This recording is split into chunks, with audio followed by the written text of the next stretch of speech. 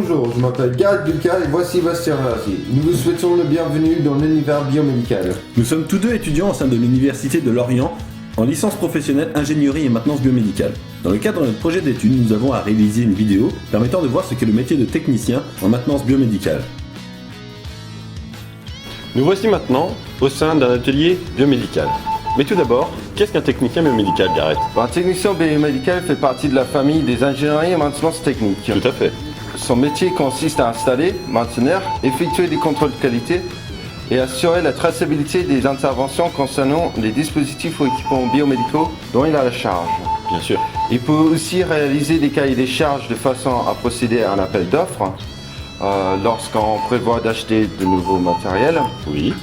Il doit aussi former d'autres techniciens sur les actions de maintenance à réaliser sur un de ces dispositifs. Évidemment. Et également, il doit former le personnel soignant sur l'utilisation de matériel biomédical.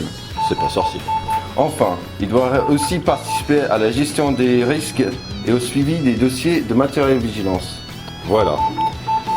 Nous savons maintenant ce qu'est un technicien biomédical, mais il faut aussi savoir qu'il peut se spécialiser dans différents domaines selon l'endroit où il évolue ou la société dans laquelle il travaille. Les spécialités sont évidemment technicien de maintenance en imagerie médicale, mais aussi en anesthésie-réanimation, bloc opératoire ou tout autre système.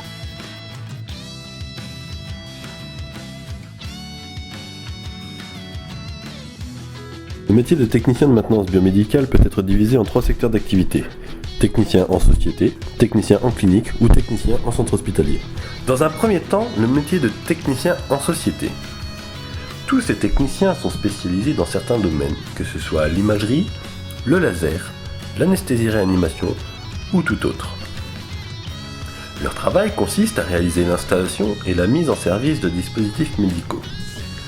Ils ont aussi bien sûr à gérer les maintenances préventives et curatives de ces dispositifs et à planifier leur semaine de travail. Ces techniciens passent généralement beaucoup de temps sur les routes afin de se rendre chez leurs différents clients et comptent très rarement leurs heures. Leur zone d'activité varie de 2 à plus d'une dizaine de départements en fonction de la criticité des dispositifs dont ils ont la charge. Des conditions de vie parfois difficiles, régies par des nuits à l'hôtel et des repas pris en solitaire au restaurant.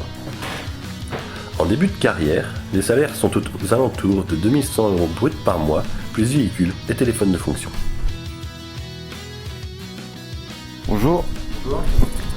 Gareth Ducal, Société Draguer. Je vous ramène un équipeur de remplacement pour celui que vous avez en panne. D'accord, très bien. Et... je vous donne celui-là, je vois juste une D'accord. signature. Ouais. Et elle doit être réparée sous une semaine. D'accord, ça marche. Bon, bon après-midi. Ouais, aussi.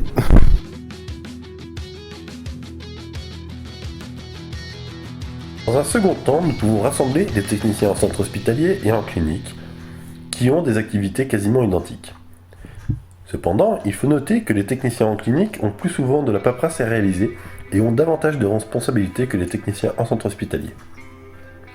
Dans les deux cas, leur travail consiste à faire le suivi de la GMAO, effectuer les opérations de maintenance préventive et curative sur les dispositifs médicaux, réaliser les cahiers des charges dans le but de nouveaux appels d'offres en partenariat avec les ingénieurs biomédicaux, et, évidemment, la formation du personnel utilisateur. En centre hospitalier, un technicien travaille soit 35 soit 39 heures par semaine. Il a un salaire en début de carrière d'approximativement 1450 € brut par mois, selon les grilles salariales de la fonction publique. Dans certaines structures, le technicien aura la possibilité de réaliser des gardes, dites astreintes, à la semaine ou le week-end, qui permettront d'augmenter un peu le salaire de base.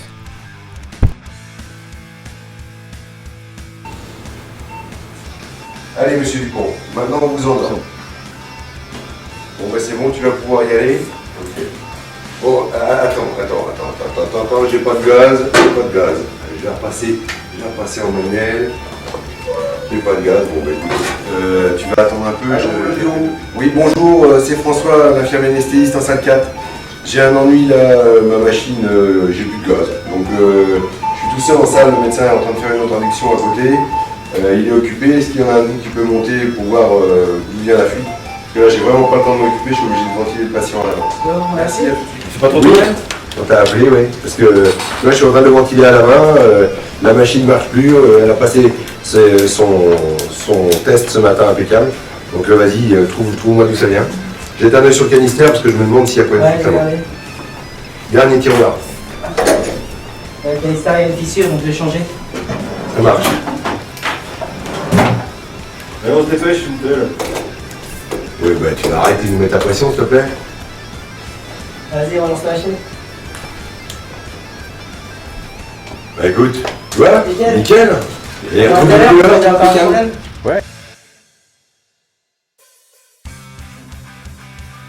Voilà. Alors j'ai fait donc une petite intervention sur le respirateur de la salle de bloc.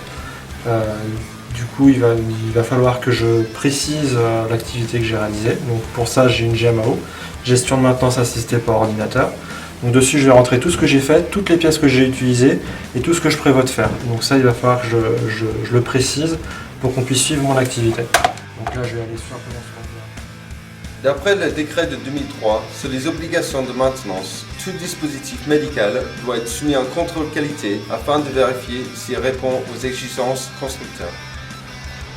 Nous arrivons maintenant à la fin de cette vidéo et nous espérons avoir suscité chez vous un intérêt pour le métier de technicien de maintenance biomédicale. Pour plus de renseignements, nous vous invitons à prendre rendez-vous avec les techniciens du service biomédical du centre hospitalier le plus proche de chez vous, afin qu'ils puissent vous accueillir et répondre à vos interrogations.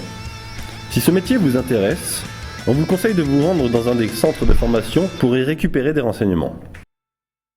Kenavo.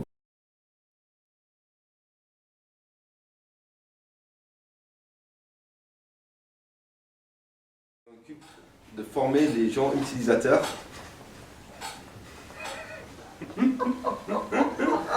Le médical fait partie des ingénieries et maintenance technique. Son métier consiste à installer, maintenir, effectuer des contrôles qualité et assurer des interventions concernant les dispositifs.